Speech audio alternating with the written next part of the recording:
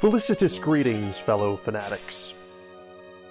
Welcome back, everyone. I'm Fanatic, and today we're taking a look at Shu's Tactics, a Three Kingdoms themed campaign-based print-and-play roll-and-write game by Lehuu. Please keep in mind that this is a preview based off of a prototype. As such, anything contained herein is subject to change. Also keep in mind that my pronunciation of Chinese names is terrible at best.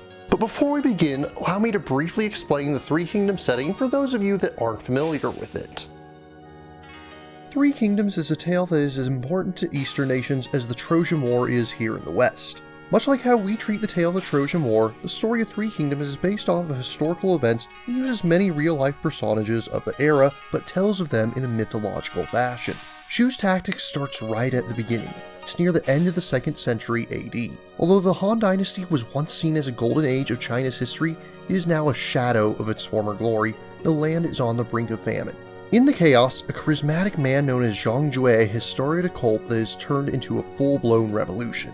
Named for their headgear, this war would come to be known as the Yellow Turban Rebellion. Many have risen up to defend the emperor and his lands against the Yellow Turbans. Shu's Tactics focuses on 3 sworn brothers that made an oath underneath the peach trees to fight against this cult: Liu Bei, Guan Yu, and Zhang Fei. All you really need to do to set up is gather your components. You'll need to print out the main sheet for Chapter 1 as well as the side sheet. You'll also need a D20 and 3 small objects to use as tokens. Finally, you'll need a pencil, or if you're especially confident that you won't make a mistake, I suppose you could use a pen. Shu's Tactics takes place over the course of 8 rounds, in which you're trying to obtain a minimum of 10 VP as well as complete a council track. More on that in a little bit. Each round starts with a preparation phase. Preparation has 4 steps, the first of which is the enemy defense. If you see a gray, unfurled flag, nothing happens during this round, which means that you have a couple of rounds to prepare before you have to worry about the enemy striking. If, however, there is a red flag waving in the wind, that means the enemy is launching an attack on you. You'll get the column above that round marker, and only that column, and see how many arrows are exposed. For each one that's exposed, you'll take 1 damage, marking it off on the stamina track. Your army has no way of recovering stamina, and beyond that, if you ever take a 7th point of damage, you lose instantly. The second step is income. In order to receive any income, you'll first need to complete the rally track in the forge area. More on that in a little bit. If you already filled in the rally track, then you claim the next available soldier going from left to right. We'll explain soldiers once we talk about the drill ground. The third step alternates on each round. On odd number rounds, you'll roll a d20 and refer to the peach chart on the side sheet. You'll then take the 3 tokens and place them on the middle of the indicated cards on the other side of the sheet. After that, you must place 2 of those tokens on the peach on the top half of the card, called orders, and the other token on the bottom half of the remaining card, called a scheme. These will determine the actions you can take this round. On even-numbered rounds, you'll simply move the tokens to the opposite set of 3 cards, ensuring that you'll use every card a total of 4 times over the course of the chapter. To wrap up the preparation phase, you have the enemy reaction. Look at the weather icon next to the scheme you've chosen for the round. Look at the bottom right of the main sheet and find the appropriate row. If there are boxes with arrows there, you'll outline the appropriate number of boxes on the enemy field above, activating them for the rest of the battle. If it says to lose an order, you'll immediately cover 1 available order with your token and gain no benefit from it. You'll never fill in the last part of these tracks, you'll simply repeat them if you have the misfortune of encountering the same weather over and over again. Now that the preparation phase is over, it's time for the action phase, where you'll carry out your plans. For most turns, you'll start with 4 orders in your chosen scheme, though there are many ways to earn more. When you use your scheme, cover it with the token beside it. When you use the first order on a card, cover the order in question. When you use the other, cover the sleeping peach to show that that card has been completely used for the round. Any order can be used to launch an attack, but we'll get back to that in a little bit. Each order also has its own unique use. Although they are numbered, these should not be thought of as values. You cannot split an order into lower number ones. Represented by a shield and spears, Order 1 allows you to use the drill ground. Here, you have 2 tracks which must be filled in from left to right. With each box you mark off, you'll get various rewards. If you get a soldier with a red tassel, you'll fill in 1 box of your choice from the red triomnos below. Each shape is called a tactic, which you'll later use to launch attacks. Soldiers with blue banners are cavalrymen and are used in a similar manner, except they're used to fill in the blue polyominoes in the next line down. You'll also see a few other symbols here. If you fill in a coin, you'll fill in one of the circles in your coin pouch, which can be spent later. If you fill in a space with a starred number, it provides you with that many victory points, also called glory, at the end of the game.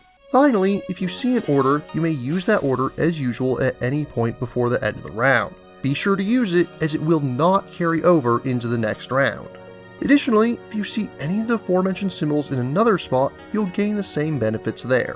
The second order is Forge, represented by an anvil and a small flame. There are 5 tracks in here. As before, you may choose which tracks you want to fill in, but again, must do so from left to right, with each Forge action allowing you to fill in a single space. Filling in the Rally track will give you a free soldier in every future income phase, alternating between infantry and cavalry.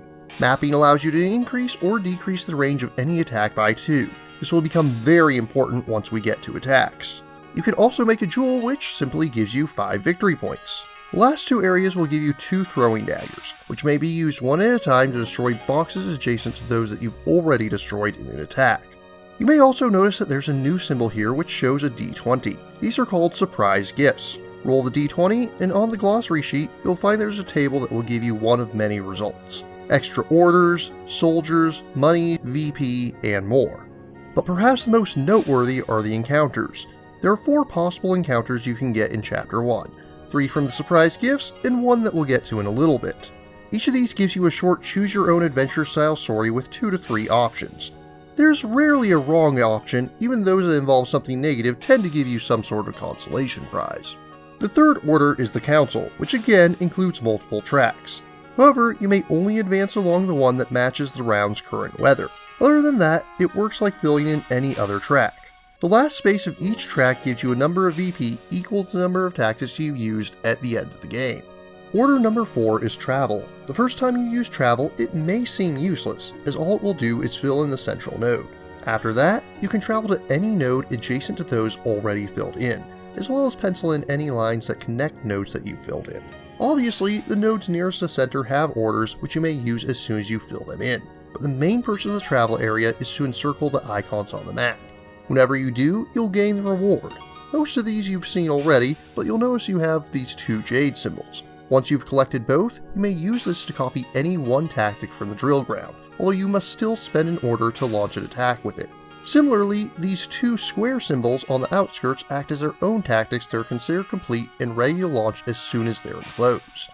Finally, as aforementioned, any order may be used to launch an attack. To do so, you must also have an available tactic, be it a fully filled in drill ground tactic, one that's been encircled on the travel map, or the single tactic granted by completing the jade piece.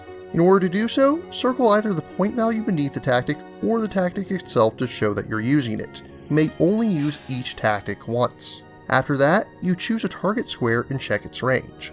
Those at the bottom are range 1, those in the row above are range 2, and so forth. The order you use provides your base range, so if you use order 3 to launch an attack, you may attack the 3rd row. If you have mapping, you may increase or decrease the range of each attack by 1 or 2 for free. If you need to further change your range, you may spend 1 gold per range, with no upper limit so long as you can afford it. After that, fill in the shape of the tactic. If it's a red tactic, such as those from infantry or from the travel map, you must keep the tactic oriented as shown. If it's a blue tactic, representing cavalry, you may rotate and flip it as you see fit. Your initial target square must be empty, but the others may overlap, although you may only claim the benefit of filling in each square once. You immediately gain any rewards of whatever you fill in. You may notice there's an exclamation mark on the first row. When you fill this square in, you'll resolve encounter 1 in the glossary. If you manage to fill in an entire line, the line will clear and the blocks above will drop. Wait a minute, I'm thinking of the wrong Polyominoes game, aren't I? Let's try that again. If you fill in an entire line, you'll defeat a guard. Each guard remaining on the battlefield at the end of the game will count against your score. But on the plus side, you'll gain an immediate bonus for each guard you manage to conquer. Most of these rewards you're already familiar with, but a couple give this question mark symbol.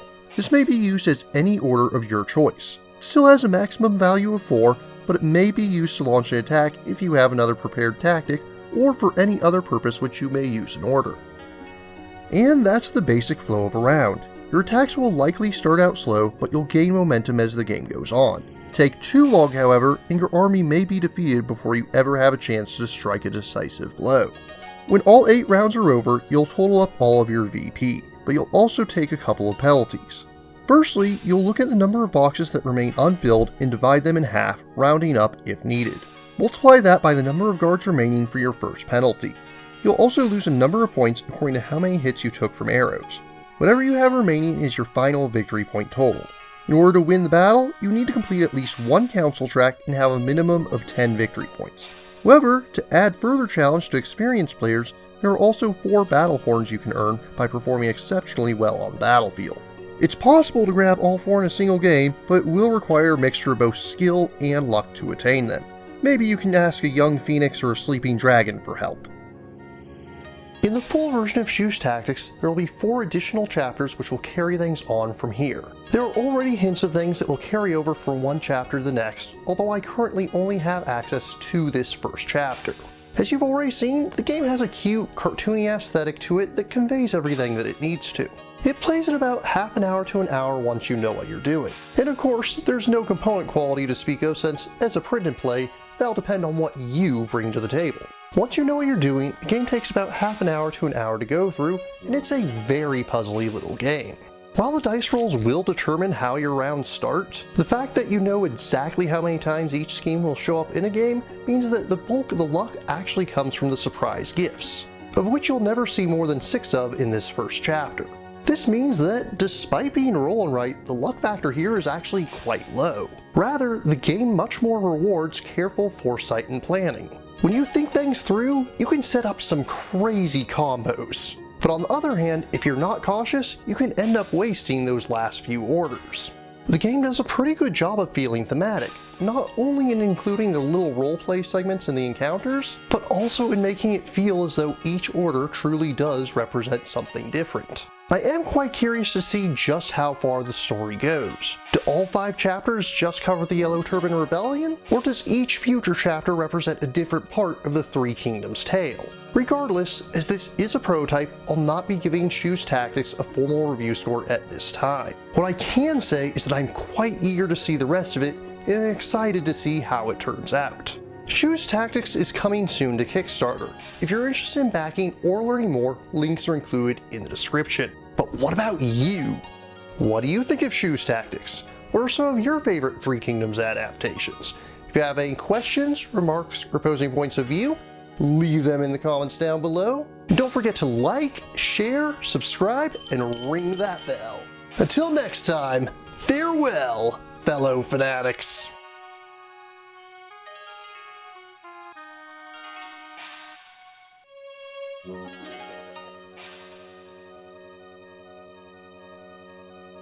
Thank you again for watching. I have plenty more to share with you if you're interested. You can click up here above my head to subscribe to my channel. You can click over here on my monitor to see the most recent video that I've worked on. Or if you prefer, you can click up here to open this mysterious vault and see what video that the YouTube algorithm has picked just for you.